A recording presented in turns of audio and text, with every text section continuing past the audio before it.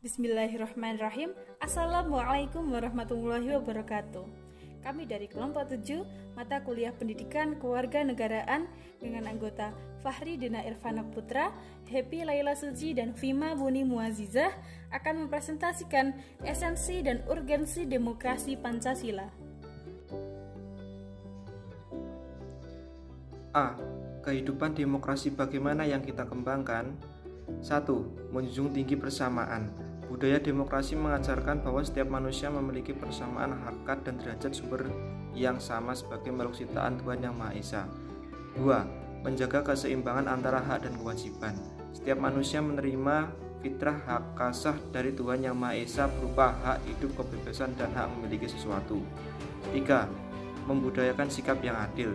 Salah satu perbuatan mulia yang dapat diwujudkan dalam kehidupan sehari-hari baik diri sendiri maupun kepada orang lain adalah mampu bersikap adil.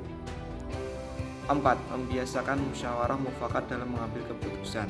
Mengambil keputusan melalui musyawarah mufakat merupakan salah satu nilai dasar budaya bangsa Indonesia yang sejak lama telah dipraktikkan masyarakat dalam kehidupan sehari-hari. 5. Mengutamakan persatuan dan kesatuan nasional. Selanjutnya, mengapa kehidupan yang demokratis itu penting?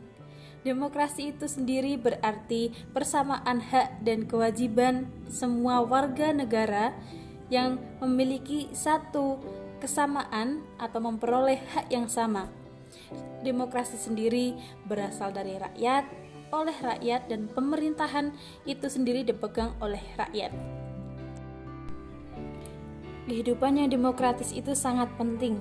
Maka kita sebagai warga negara harus mewujudkan kehidupan yang demokratis itu melalui lingkungan keluarga, masyarakat, bahkan kenegaraan. Kehidupan yang demokratis merupakan kehidupan yang penuh dengan perdamaian, penuh dengan ketenangan.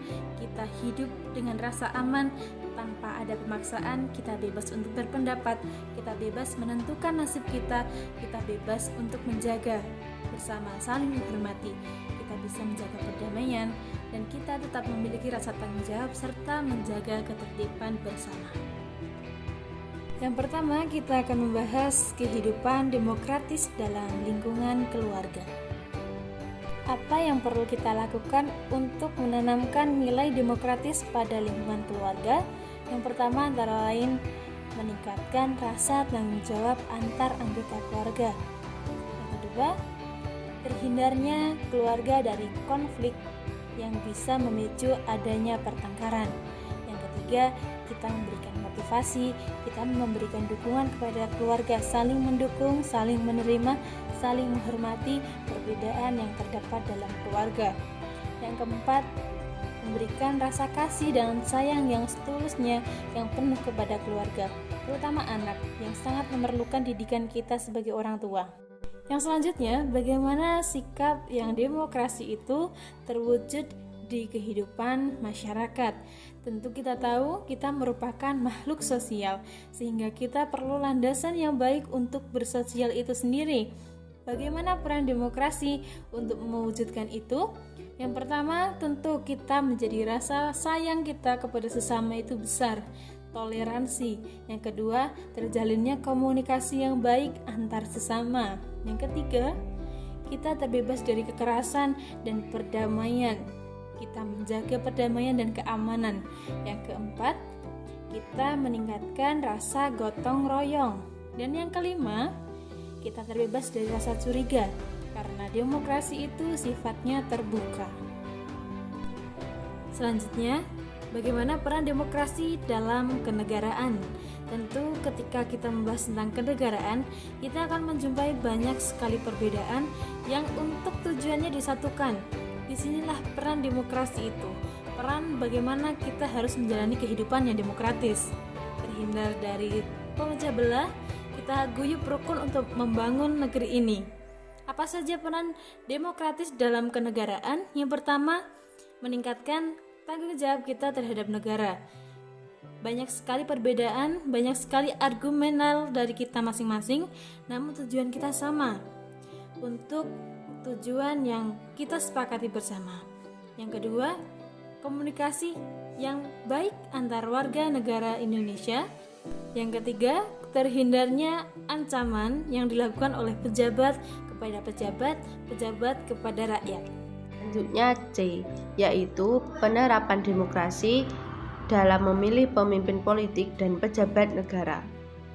Demokrasi merupakan konsep umum yang diterapkan di seluruh negara-negara modern dengan mendasarkan pada prinsip kedaulatan rakyat dan pemenuhan hak-hak politik warga negara.